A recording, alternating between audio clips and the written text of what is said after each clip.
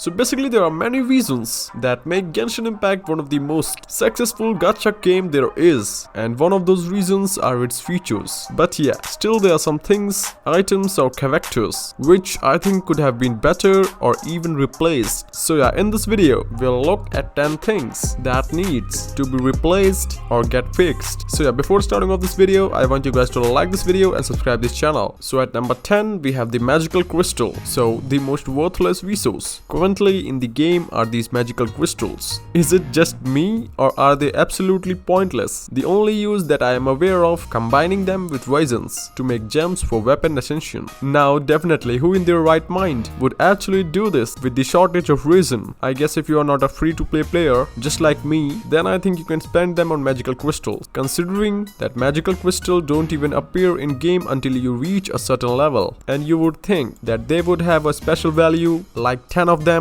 making 5 gems for weapon ascension. Magic crystals even have a mini quest each day, so I think they should play more of a role in the game and one that is actually useful. The only good use of these magical crystals I see is currently that when you do a mini quest, you will at least find some normal crystals and white iron.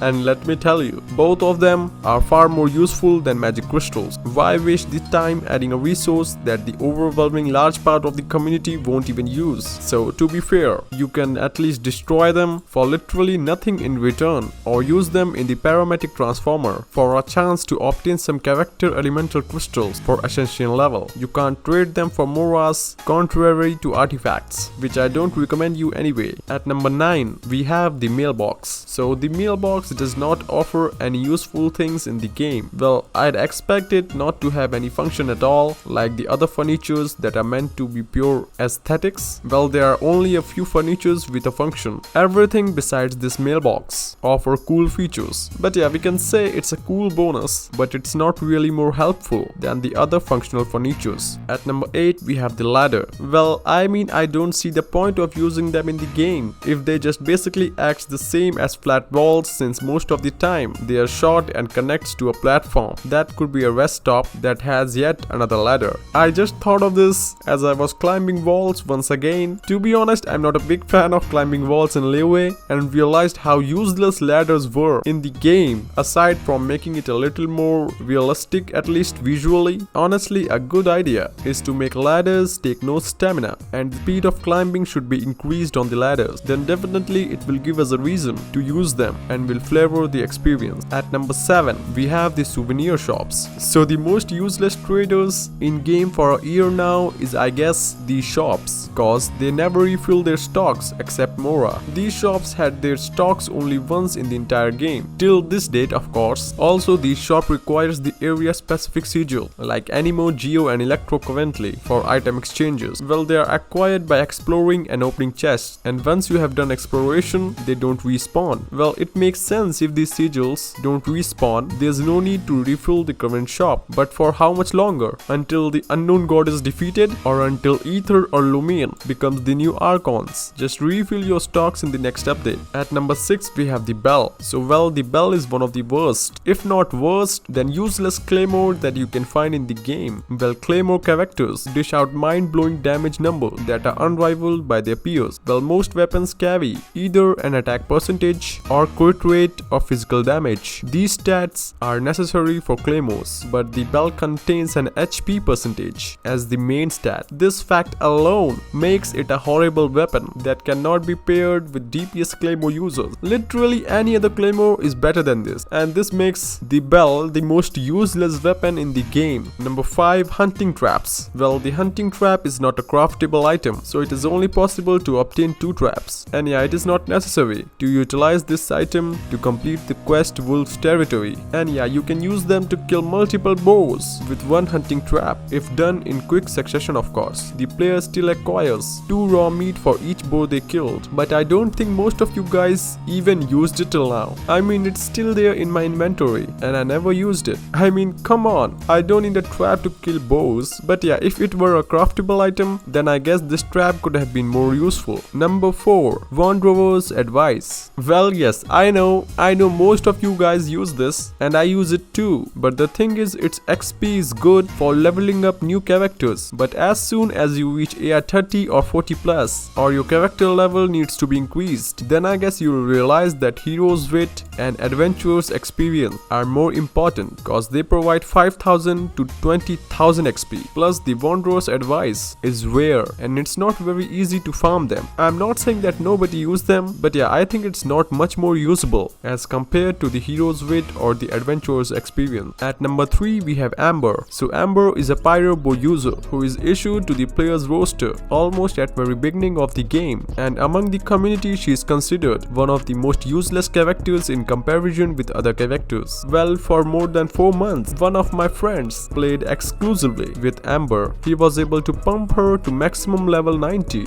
with all the talent improvements, and he admitted that building this character was an extremely difficult task since her damage is losing compared to other characters who can be knocked out in a local loot boxes. MiHoYo seriously needs to buff Amber, otherwise she'll be least favorite in this community. Number 2, teleportation device near Devalin. Well, MiHoYo, you can replace this teleporter to the Wolf of the North. It's kinda useless. I mean, why would you use this teleporter? What's the point of using this? You can just go to the Devalin domain directly if you wish to fight that boss. This teleporter is really useless and there is no point of having it. And yeah, this teleporter can be helpful if it gets shifted near Andreas the Wolf boss. I mean, it's really annoying to reach the Wolf Lord. It's so far away. And now finally number 1, special camera. So the new special camera obtained by exchanging the curious camera in the perfect shot world quest functions exactly like the normal camera, but adding a slightly colorful themes at the side of the photo, which is absolutely no scenario is better than using the normal one, and I've only seen a brownish frame anyway. To be honest, I don't see much difference in the special camera or the ordinary camera. I mean, it's exactly the same, so there's no point if you use a ordinary one or the special one. It can become more usable if MiHoYo adds something interesting in this camera. Well, I don't use cameras that much in the game anyway. So yeah, these are some things that MiHoYo should really look at and fix them. However, what do you guys think? Is there any other materials I missed out? You can comment down below. And if you want me to bring more parts, then also comment down below. And now take care, my dear hillbilly trolls.